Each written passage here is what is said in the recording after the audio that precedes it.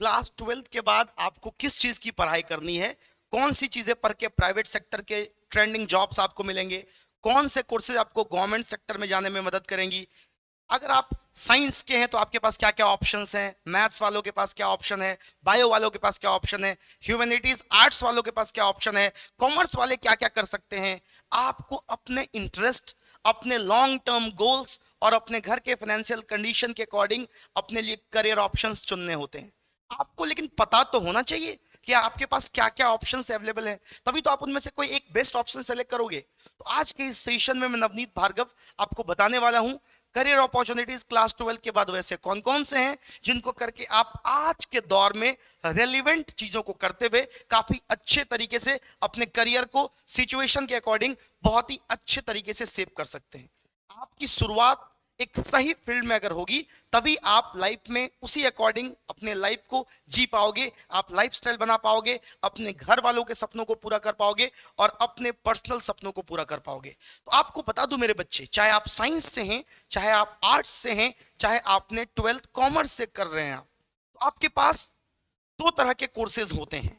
एक तो होता है आपके पास undergraduate courses, UG courses, जो ग्रेजुएशन लेवल की आपको डिग्री देती है, और एक होता है आपके पास सर्टिफिकेशन कोर्सेज। तो आइए शुरू करते हैं और अंत तक जुड़े रहिएगा। शुरुआत करेंगे प्राइवेट सेक्टर्स की चीजों से और लास्टली मैं आपको बताऊंगा 12th के बाद गवर्नमेंट सर्विसेज में जाने के लिए आपको क्या क्या करना होता है। आप अपने रुचि के अकॉर्डिंग उसमें से किसी एक को सेलेक्ट करोगे। देखिए, मैं आपको बता दूं कि आपके पास दो तरह के कोर्सेज है, एक यूजी अंडर ग्रेजुएट कोर्सेज, एक सर्टिफिकेशन कोर्सेज। यूजी कोर्सेज मतलब ग्रेजुएशन लेवल के कोर्सेज में ये भी दो तरह के होते हैं। एक ट्रेडिशनल कोर्स जो सदियों से चलता आ रहा है, बैचलर्स इन आर्ट्स बीए, आप अगर बात करोगे किसकी, बीए की, इसके अलावा बैचलर्स इन साइंस बीएससी की, बैचलर्स इन कॉमर्स बीकॉम की। हालांकि आजकल इनमें भी स्पेशलाइजेशन के साथ ये प्रोफेशनल कोर्सेज के रूप में होने लग गए हैं, लेकिन ये ट्रेडिशनल कोर्सेज में इसको इसलिए कह रहा हूं क्योंकि ये काफी लंबे समय से ये कोर्सेज अवेलेबल हैं। इनको करने के बाद आपको ग्रेजुएशन लेवल की डिग्री मिलती है और साथ ही साथ अगर आप गवर्नमेंट सर्विसेज की प्रिपरेशन करते हैं तो आप उनके एलिजिबिलिटी क्राइटेरिया को भी इन कोर्सेज को कंप्लीट करने के बाद पूरा करते हैं। अमूमन अब जो इंडिया में यूजी कोर्सेज हो गए हैं वो 4 साल के हो गए हैं, चाहे वो ट्रेडिशनल कोर्स हो चाहे वो आपका प्रोफेशनल कोर्स हो, सारे कोर्सेज 4 साल के हो गए हैं। प्रोफेशनल कोर्सेज की बात करोगे तो आपके पास बीटेक है, आपके पास एमबीबीएस है, आपके पास बी फार्मा है, आपके पास ऐसे ही जर्नलिज्म, लॉ से रिलेटेड, मैनेजमेंट से रिलेटेड बहुत सारे कोर्सेज हैं। मैं अगले 5 मिनट इसी इन्हीं एक एक प्रोफेशनल कोर्सेज पर बात करूंगा, सबके एलिजिबिलिटी की बात करूंगा और तमाम डिटेल्स पर बात करूंगा। अभी आप बने रहिए। मैं आपको एक चीज और बता दूं, ये तो यूजी कोर्सेज हो गए। अब कुछ ऐसे कोर्सेज हैं जो आपको ग्रेजुएशन लेवल की सर्टिफिकेट तो नहीं देती हैं, लेकिन आपको एक किसी पार्टिकुलर स्किल में सर्टिफिकेट प्रोवाइड करती है कि आप ये चीज जानते हो।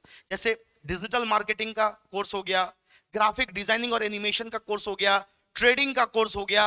इसके अलावा आप एयरक्राफ्ट मेंटेनेंस के कोर्सेज के बारे में सोच सकते हैं। बहुत सारे ऐसे कोर्सेज हैं जो हालांकि ग्रेजुएशन लेवल के कोर्सेज नहीं है, लेकिन अगर आपके लॉन्ग टर्म गोल्स नहीं है, आप अगर तुरंत जॉब चाहते हो तो तुरंत जॉब चाहते हो तो ये कोर्सेज आपको एक पार्टिकुलर स्किल के ऊपर ट्रेन करती है और आपको कहती है कि आप इस चीज में ट्रेंड हो गए, आप इसके बेसिस पर इंडस्ट्री में जॉब ले सकते हो। ध्यान रहे कि ये कोर्सेज ग्रेजुएशन लेवल की डिग्री प्रोवाइड नहीं कर पाती हैं, ठीक है। तो आपको ट्रेडिशनल कोर्सेज, प्रोफेशनल कोर्सेज और सर्टिफिकेशन कोर्सेज में कौन से कोर्स को सिलेक्ट करना है, ये आपके पर्सनल इंटरेस्ट और आपके फाइनेंशियल कंडीशन, आपके लॉन्ग टर्म गोल पर डिपेंड करता है। उसमें भी यदि आपको अगर कोई क्वेरी हो, कोई संकोच हो, तो आप कमेंट बॉक्स में जरूर बताइएगा, मैं जरूर आपकी मदद करूंगा। इसके बाद अगर हम लोग थोड़े से डिटेल में प्रोफेशनल कोर्सेज की ओर चलते हैं, तो प्रोफेशनल कोर्सेज हमारे पास अगर हम देखें तो मैंने लिस्ट आउट कर रखा है आपको बताने के लिए। जैसे हम लोग बात करें तो हमारे पास इंजीनियरिंग के लिए अगर हम लोग बात करें तो सबसे पहले मैं साइंस के स्ट्रीम के बच्चों से शुरू करता हूं और मैथ्स से शुरू करता हूं क्योंकि मैं खुद इसी बैकग्राउंड से था। तो अगर हम लोग इंजीनियरिंग की बात करें मेरे बच्चे, तो इंजीनियरिंग के लिए आपके पास अलग अलग ब्रांचेस होते हैं। कंप्यूटर साइंस है, इलेक्ट्रॉनिक्स एंड कम्युनिकेशन है, मैकेनिकल है, सिविल है, और इंडिया में अलग अलग लेवल के कॉलेजेस हैं, टायर 1, टायर 2, टायर 3। जो सबसे अच्छे कॉलेजेस हैं वो CFTIs हैं, सेंट्रल फंडेड टेक्निकल इंस्टीट्यूट्स हैं। उसके बाद स्टेट गवर्नमेंट के GFTIs हैं, गवर्नमेंट फंडेड टेक्निकल इंस्टीट्यूट्स हैं, जीएफटीआई का और मतलब मत निकाल लेना, और कुछ प्राइवेट यूनिवर्सिटीज और कॉलेज हैं एसएफटीआईज। उन तमाम कॉलेज में एडमिशंस के लिए कुछ तो ऐसे फर्जी कॉलेज हैं, ऐसे एडमिशन ले लेते, लेकिन रेप्यूटेड कॉलेज में एडमिशन के लिए आपको इंजीनियरिंग के लिए जेई का एंट्रेंस देना होता है। मेरे बच्चों, इसके अलावा अलग अलग स्टेट, जैसे वेस्ट बंगाल में WBJE की एग्जाम होती है, बिहार में BCEC की एग्जाम होती है, ऐसे VIT अपना एग्जाम खुद लेता है, SRM अपनी एग्जाम खुद लेती है। ऐसे ही बहुत सारे स्टेट्स हैं जो अपने लिए अलग से एंट्रेंस लेते हैं, और कुछ ऐसे भी इंजीनियरिंग कॉलेज हैं जो CUET common university entrance test के आधार पर अपने यहाँ बच्चों को एडमिशन देती हैं। तो हम लोग उसकी भी बात करेंगे। इंजीनियरिंग में क्या क्या स्कोप्स हैं, कौन से ब्रांच में क्या अपॉर्चुनिटीज हैं, इस पर हम लोग अलग से एक सेशन लेकर के आएंगे। फिलहाल तो आपको ये समझ में आ गया कि एक ऑप्शन आपके पास इंजीनियरिंग का है।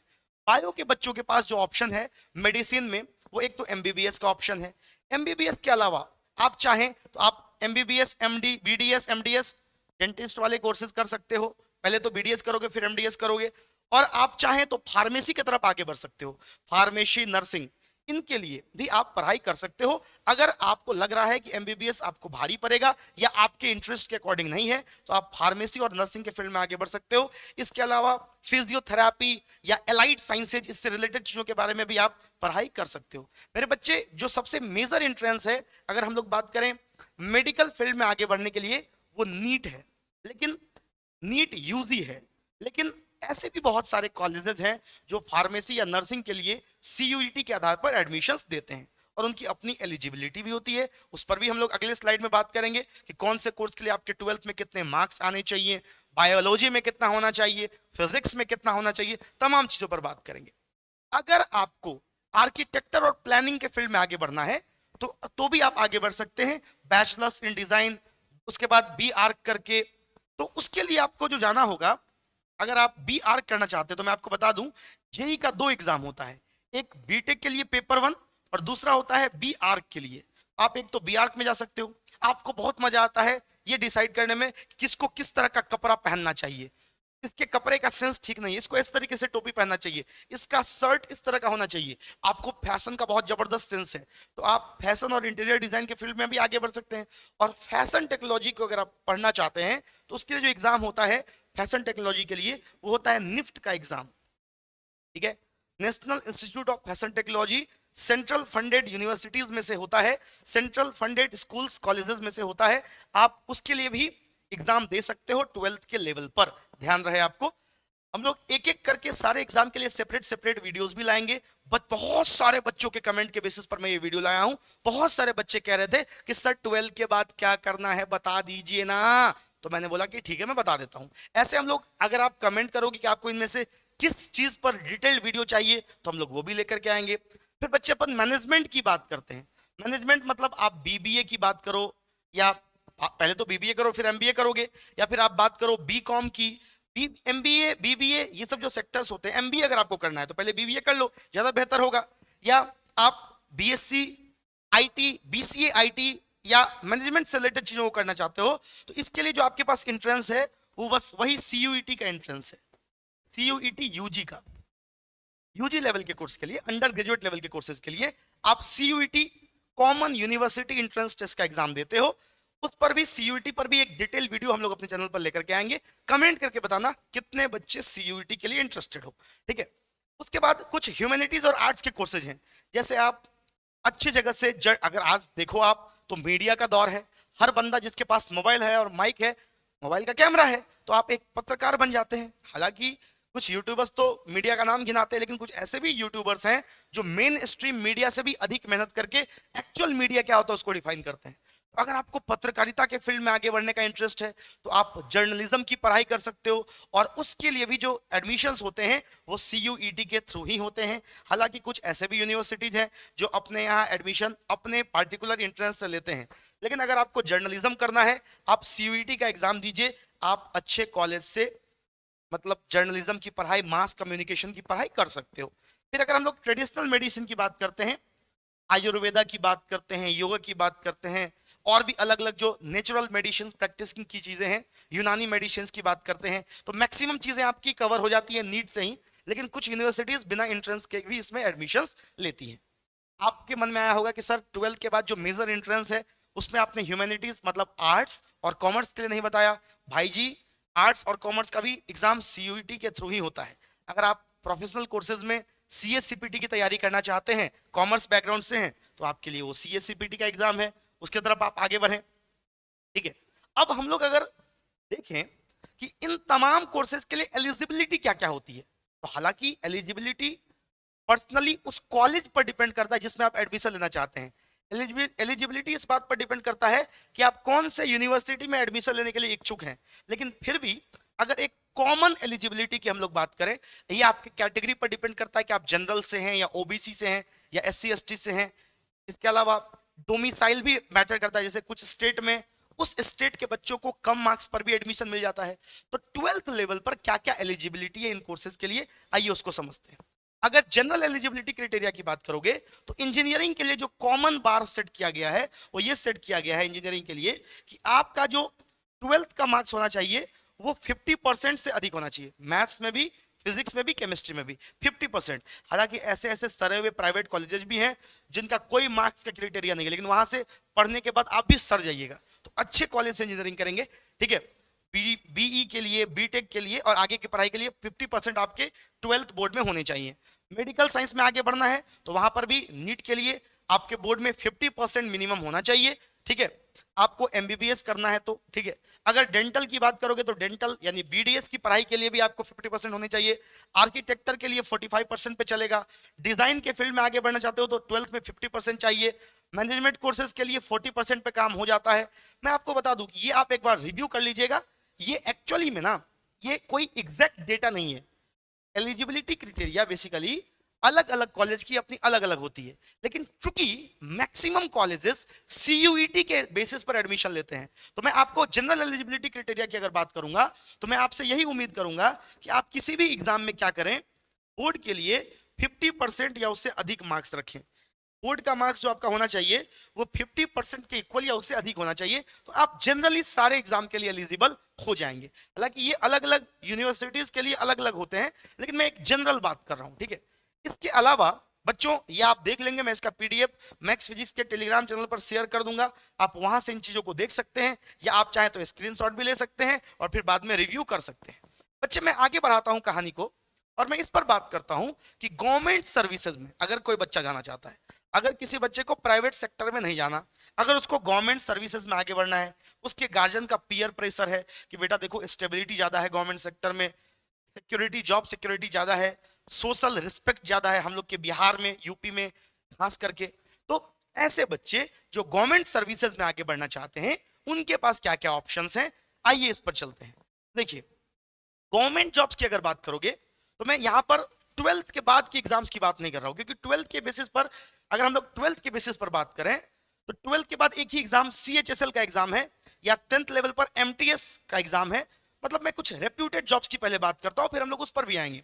अभी मैं ग्रेजुएशन के बाद क्या क्या गवर्नमेंट सर्विसेज के ऑप्शंस हैं मैं पहले उस पर बात कर रहा हूं, फिर मैं 12th पर बात करूंगा। सर आप तो बोल रहे थे 12th के बाद, देखो मैं ये सलाह दूंगा आपको कि अगर आपके साथ फाइनेंशियली बहुत प्रॉब्लम्स नहीं है तो आप जॉब लेने में हड़बड़ाइए नहीं, आप एटलीस्ट ग्रेजुएशन तक की पढ़ाई तो जरूर कीजिए, और तभी आप प्राइवेट सेक्टर या गवर्नमेंट सेक्टर में काम करने के बारे में सोचिए। ये मेरा अपना पर्सनल ओपिनियन है, हो सकता है कि आप हमसे सहमत हो सकता है कि आप हमसे सहमत ना हो, लेकिन मैं ये मानता हूं कि आपको कम से कम ग्रेजुएशन तक की पढ़ाई हर बच्चे को करनी चाहिए, अगर आपके साथ फाइनेंशियल प्रॉब्लम्स नहीं है तो। अगर आप गवर्नमेंट जॉब्स की बात करोगे ग्रेजुएशन के बाद, मेल्स फीमेल सब के लिए, यहाँ पे फीमेल बस लिखा हुआ है लेकिन मैं यहाँ इसमें मेल भी ऐड कर रहा हूँ। भाई हमारे लड़के क्यों पीछे रहेंगे भाई, मेल्स प्लस फीमेल सब के लिए।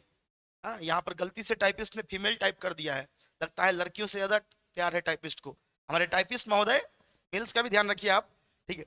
अब अगर हम लोग बात करें गवर्नमेंट सर्विसेज में कौन कौन से जॉब्स हैं, तो आपके पास एसएससी का जॉब है।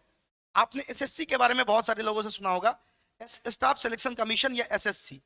इसमें जो है 12th के लेवल पर जो जॉब होता है, 12th के लेवल पर वो होता है सीएचएसएल का, क्लर्क लेवल के जॉब्स होते हैं, कंबाइंड हायर सेकेंडरी लेवल का।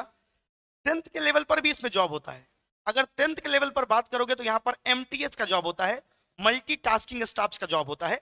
आप अगर 18 से अधिक उम्र के हैं तो आप एमटीएस और CHSL combined higher secondary level और मल्टीटास्किंग स्टाफ्स, इनके लिए स्टाफ सिलेक्शन कमीशन के थ्रू अप्लाई कर सकते हैं और गवर्नमेंट के डिफरेंट डिपार्टमेंट्स में यहीं से रिक्रूटमेंट्स होती है। और अगर आप ग्रेजुएशन लेवल पर इसका एग्जाम देना चाहें तो आपके पास सीजीएल का एग्जाम होता है, जिससे आप इनकम टैक्स डिपार्टमेंट में, कस्टम्स में, पोस्ट ऑफिसेज वगैरह में और अलग अलग मिनिस्ट्रीज में अलग अलग लेवल के जॉब्स के लिए जाते हो। तो आपके पास एसएससी में 10th लेवल पर एमटीएस है, 12th लेवल पर ये सीएचएसएल है और ग्रेजुएशन लेवल पर अगर आप बात करोगे तो ग्रेजुएशन लेवल पे आपके पास सीजीएल है। ठीक है, आप इंडियन रेलवेज में अलग अलग जॉब्स आता है, कुछ जॉब्स 12th लेवल पर आता है, कुछ जॉब टेक्निकल होता है। इंडियन रेलवे के जॉब पर भी हम लोग अलग से सेपरेट एक वीडियो लेकर के आएंगे। और बैंकिंग में जितने भी जनरल पोस्ट होते हैं सामान्यतः वो ग्रेजुएशन लेवल के बाद के ही होते हैं, चाहे आप बैंक क्लर्क की बात करो, चाहे बैंक में आप पीओज की बात करो, चाहे स्पेशलिस्ट ऑफिसर्स की बात करो, ये तमाम जो जॉब्स होते हैं ये ग्रेजुएशन लेवल के होते हैं। ठीक है, इसके अलावा आप एलआईसी का नाम आपने सुना होगा, एलआईसी में डबल एओ का जॉब होता है। ठीक है, तो आप ये तमाम जॉब्स को हम आप लोग सुनते होंगे अपने सीनियर्स से के मुंह से, इन तमाम जॉब्स को हम लोग कहते हैं जनरल कंपटीशन। इन तमाम जॉब को कहा जाता है जीसी, जनरल कंपटीशन। और अधिकतर जनरल कॉम्पिटिटिव एग्जाम के लिए कम से कम जो एलिजिबिलिटी है वो है ग्रेजुएशन की। तो आप ग्रेजुएशन आपने किया ही हो तभी आप इनके लिए अप्लाई कर पाते हैं अधिकतर जॉब्स के लिए। तो मैं यही सलाह दूंगा कि सारे बच्चों को प्रयास ये करना चाहिए कि वो किसी अच्छे यूनिवर्सिटी से ग्रेजुएशन करें और उसके लिए उनको सीयूईटी की तरफ देखना चाहिए। सीयूईटी मतलब कॉमन यूनिवर्सिटी एंट्रेंस टेस्ट। ठीक है, मैं यहां पर एक चीज ऐड करना भूल गया था, अगर किसी बच्चे को लॉ के लिए करना है ना, लॉ के लिए, इसमें लॉ लिखना छूट गया था, तो लॉ के लिए आप देख सकते हैं किसके तरफ, अगर आप लॉ के लिए आगे पढ़ाई करना चाहते हैं तो आप क्लैट के तरफ देख सकते हैं। ठीक है, क्लैट की एंट्रेंस आप दे सकते हैं और लॉ के तरफ भी आप आगे बढ़ सकते हैं। प्रोफेशनल कोर्सेज में वकील साहब को छोड़ दूंगा तो वकील साहब केस कर देंगे, ऐसे बहुत सारे बच्चे होंगे जो लॉ की पढ़ाई करना चाह रहे होंगे, तुरंत मेरे ऊपर केस कर देंगे, इसलिए मैं पीछे आकर के क्लैट के बारे में बताया हूं। तो वकील साहब लोग खुश हैं, क्लैट वाले खुश हो, एक बार कमेंट कर दो। ठीक है, तो अब मैं वापस से आ जाता हूं यहाँ पर गवर्नमेंट सर्विसेज वाले पर। मुझे तुरंत याद आ गया कि वकीलों को छोड़ूंगा तो केस हो जाएगा। अब देखो यहाँ पर, ये तो आपके पास हो गया जनरल कॉम्पिटेटिव एग्जाम्स की बात हमने कर ली। अब अगर हम लोग बात करते हैं, नहीं ठुकरा के मेरा प्यार इंतकाम देखोगी, मतलब पीसीएस एग्जाम्स की बात करते हैं। सिविल सर्विसेज में आपके पास यूपीएससी है ना। यूपीएससी में एक तो आपका जेनरिक यूपीएससी है और यूपीएससी में आईईएस का भी जॉब होता है, इंडियन इंजीनियरिंग सर्विसेज के लिए, तो आप उधर की तरफ भी देख सकते हैं। ठीक है, लेकिन आपके लिए इसके लिए एलिजिबिलिटी टेक्निकल बैकग्राउंड होना चाहिए। इसके अलावा डिफेंस सर्विसेज में अगर आप देखें तो आपके पास एनडीए है जो कि 12th के लेवल पर है। आप अगर डिफेंस सर्विसेज में आना चाहते हैं तो 12th के लेवल पर आप एनडीए की एग्जाम दे सकते हैं, एयरफोर्स, नेवल में या डिफेंस डिपार्टमेंट्स में जाने के लिए। और ग्रेजुएशन लेवल पर आप सीडीएस की एग्जाम को दे सकते हो, ये ग्रेजुएशन लेवल की एग्जाम होती है, सीडीएस की एग्जाम, कंबाइंड डिफेंस सर्विसेज की एग्जाम। इसके अलावा आजकल खास करके हमारे बिहार में दौर चला हुआ है बीपीएससी टीचर्स का। लोग आजकल शादी में ही बारात में लिखवाते हैं बीपीएससी मास्टर, बाइक पे लिखवा लेते हैं। तो अगर आपको गवर्नमेंट सर्विसेज में टीचिंग में जाना है तो आप डिप्लोमा या बीएड का कोर्स करें, बीएड का या फिर डिप्लोमा इन एजुकेशन का कोर्स करें और आप उसके अकॉर्डिंग लेवल दर लेवल टीचिंग के फील्ड में भी आगे बढ़ सकते हो। इसके अलावा स्टेट पब्लिक सर्विस कमीशन हो गए, जैसे बिहार में बीपीएससी हो गया, बीपीएससी से आप एसडीएम वगैरह के पोस्ट पर जाते हो। यूपी में यूपीएसएससी हो गया। ठीक है, तो आप state public service commission state के एडमिनिस्ट्रेटिव जॉब्स में, मतलब उस पार्टिकुलर स्टेट के एडमिनिस्ट्रेटिव जॉब्स के लिए अप्लाई कर सकते हो। फिर इसके अलावा अगर आपने इंजीनियरिंग किया है या कोई टेक्निकल कोर्स किया है तो कुछ पब्लिक सेक्टर अंडरटेकिंग्स होते हैं, खास करके ये बीटेक होल्डर्स के लिए मैं बात करूं। अगर आप बीटेक करना चाहते हैं और इंजीनियरिंग करके गवर्नमेंट सर्विसेज में जॉब करना चाहते हैं बेटा, तो आपके पास पीएसयूज में जैसे भेल हो गया, एनटीपीसी हो गया और भी कुछ ऐसी कंपनीज हैं जो आपके पब्लिक सेक्टर अंडरटेकिंग्स में आते हैं। आप उनमें गेट के लेवल पर, उनका अलग से भी एंट्रेंस होता है और बहुत सारे पीएसयूज गेट के स्कोर पर, गेट बीटेक के बाद आप गेट का एग्जाम देते हैं, हालांकि बीएससी के बाद भी ऑप्शंस हैं, तो आप पीएसयूज में जॉब के लिए सोच सकते हैं। ठीक है, तो ये तमाम मैंने वैसे करियर ऑप्शंस बताएं जो आप क्लास 12 के बाद जिसके बारे में आप कंसीडर कर सकते हैं। मुझे नहीं लगता कि इसमें आपको कोई डाउट रहा होगा, फिर भी अगर आपके मन में कोई सवाल कौन रहा हो तो आप कमेंट में जरूर बताइए। इन तमाम चीजों में से आपको किस पर डिटेल्ड वीडियो चाहिए वो भी आप कमेंट में बताइए, मैं आपके लिए वो सेशन लेकर के जरूर आऊंगा। और हाँ, अगर आप चैनल पर नए हैं तो चैनल को सब्सक्राइब कर दीजिए ऐसे ही तमाम और वीडियोस के लिए, ठीक है। और सीयूईटी को लेकर के, जेई को लेकर के, नीट को लेकर के जो तमाम डिटेल्ड वीडियो है वो हम लोग जल्दी लेकर के आएंगे। बाकी आपके कमेंट पर डिपेंड करेगा कि मैं पहले कौन सा सेशन लेकर के आऊंगा। जय भौकाल, जय भौकाल, बढ़िया होगा आप सबका हालचाल।